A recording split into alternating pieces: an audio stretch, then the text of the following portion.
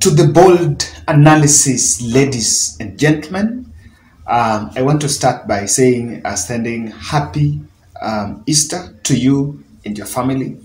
From me, I also had a very good time back home. Now I'm back to Nairobi. While I was away, a lot of things happened. Very interestingly, I did my very last video here telling Raila Odinga that Ruto did not mean well for that bipartisan thing. And I remember nodding my head in disapproval. When I immediately arrived home, that was on Tuesday. So when I checked news in the evening, there's a new team already giving press briefing on that matter. And I foresaw that. Really. I still don't believe it. Maybe. My fears have, maybe I'll have overcome my fears, but I still don't believe it. Ladies and gentlemen, we are back to the usual political circus by the politicians.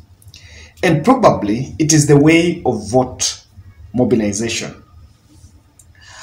Those who are waiting and while waiting lying to the public about Ruto's scorecard, President William Ruto's scorecard, will be shamefaced after 5 years. If they cannot put UDA accountable for their promises. If you can't put UDA accountable for what they promised Kenyans, then you should also not lie to Kenyans about those promises. Because I think Ruto works best and most probably will accomplish what he said under some pressure, I can tell you. So I agree with those who say that Mandamano is a language that he understands best. I want to speak about this issue. Look at the poster, look at this photo image on your screen. This is an image of the road that was relaunched yesterday. And on the other side, on the left side, it's November. The same road was launched in November 2018. Then the same road was again relaunched in April 6th. The first one, he launched it under in Uhuru Kenyatta's second term. And he was a deputy president. And then this one when he was a president, serving as a president. So Kenyans descended on the Statehouse team to explain why the same road was launched twice. Now, let me just take back to 2018. 2018 November was, in 2018 March is when there was the handshake. So after the handshake, by November, the discussion about, I think the steering committee for the BBI had been formed and the BBI process was taking its course. But at that moment, President Ruto, by then he was the deputy president, he was launching a lot of projects, especially in the mountain. And those launchings, some argued and different government argued that there are some projects that maybe were not even budgeted for, but they were being launched and he was just organizing those events so that he can do politics, just for political optics.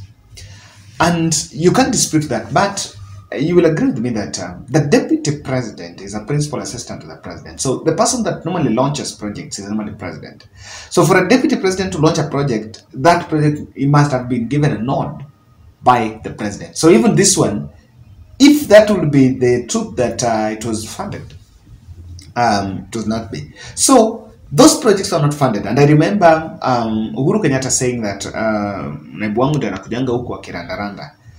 And Uhuru gave orders for those launching to stop so that only those which were budgeted for could be done.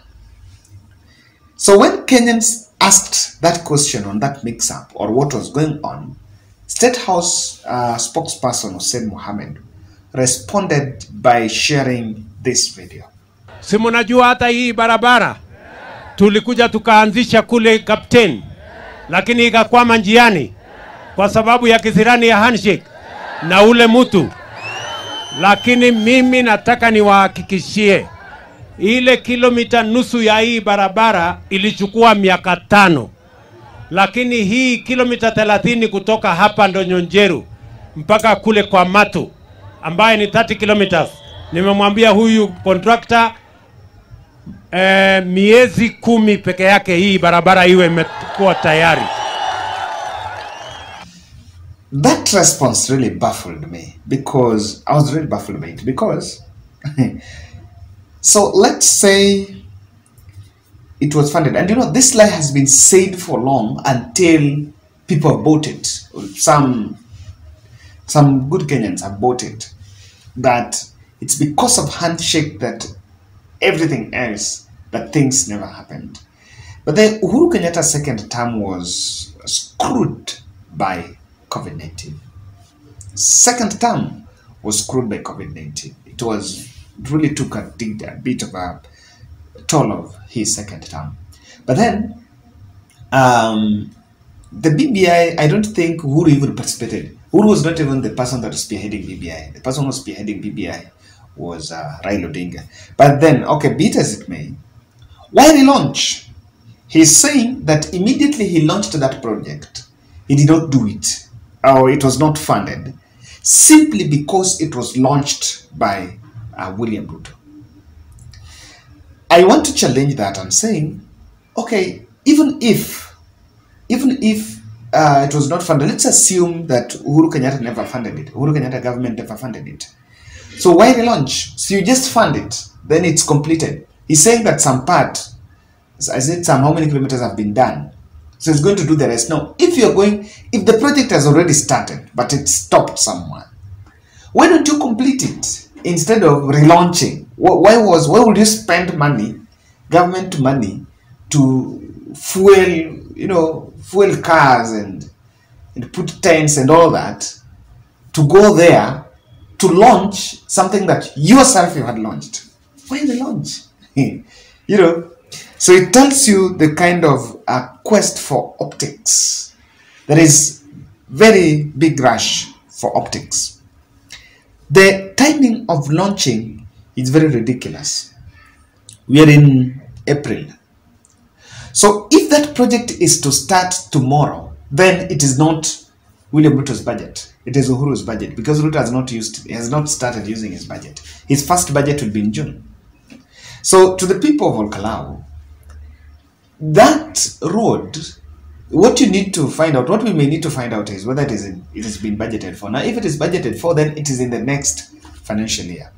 That means it's not going to start today. It's going to start somewhere in July or so.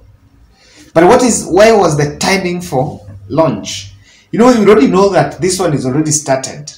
It will be relaunched. I can tell you, after 3 months they started, it will be inspected. Another 3 months it will be inspected, so that you keep into contact with the people. Now, I want to put a disclaimer. I want to say something, and I say that there's an analysis I did home on the dam scandal.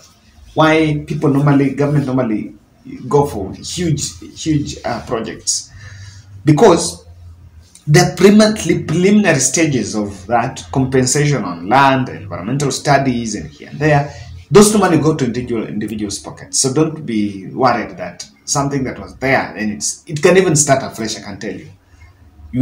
If you get privy to the budget, you can find out it's very ridiculous. Now, listening to Hussein Mohammed's response to that question, I think they didn't have an answer.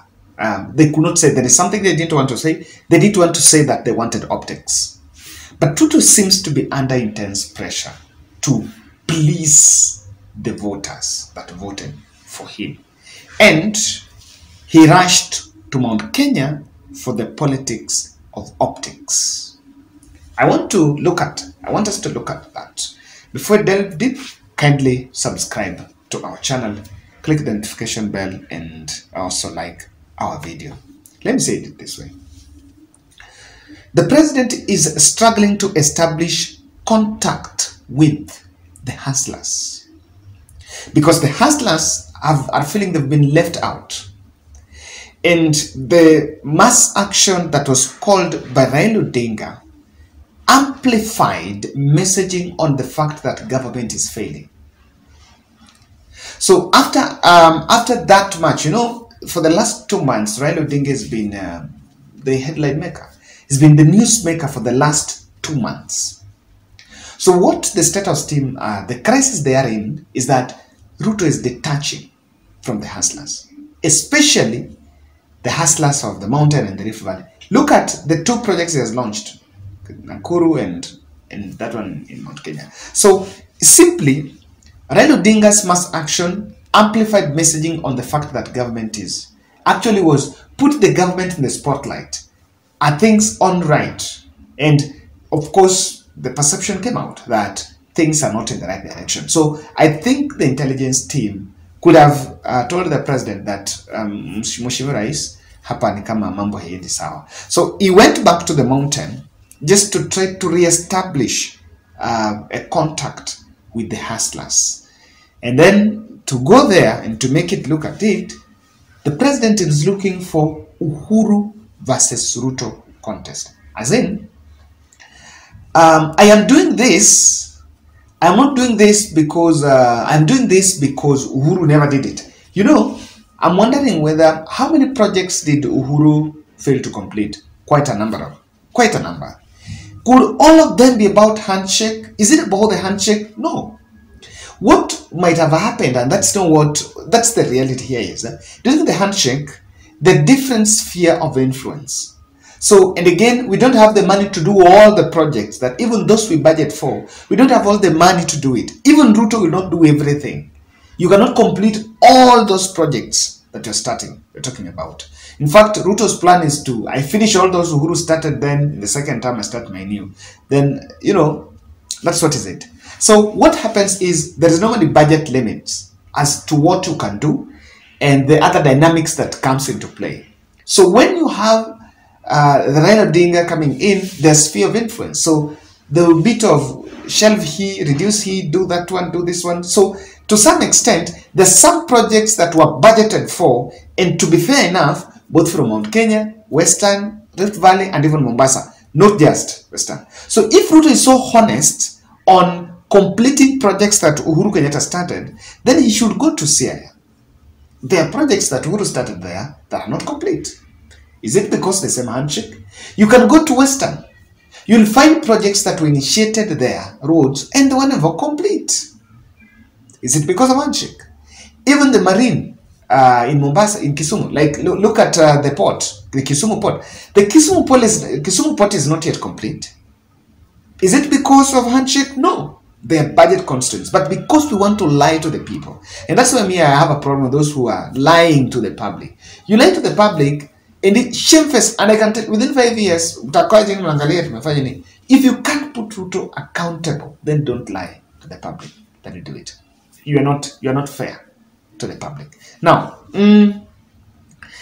this Uhuru versus Ruto contest, and I've always said, William Ruto should just look for his own track record. Bearing on 10 years or 5 years from now, it will not be tenable to start telling us that Uhuru did 5, I did 10. Ruto did 4, I did. You will not, that another going to be story. You cannot anchor your legacy on Uhuru Kenyatta vis-a-vis what Uhuru did. Probably that to me is not it. Now, he went to Mount Kenya to downplay the bipartisan team route that the mountaineers or people had vouched as a handshake. That's what he went there. He's going back to talk about, there is no handshake. That's it. Those are the political messages in that trip. The relaunch, it's not to beat. I just want to find opportunity to talk to people. But then I think government is looking for visibility in the public. Lastly, that's what I see. People ask, where is government? Yeah. Ako wapi? Anafanya nini? The Hustler Fund does not give them visibility. It's not. So at least now when you go there, you will see, launch, a very big banner there, launched by William Ruto. And that is what they're looking for. Ladies and gentlemen, that is my take. And I believe this is coming because the ground is becoming slippery. But it is too early. It is too early. I don't know whether you're going to do hot air projects for the next 5 years. It's a matter of wait and see.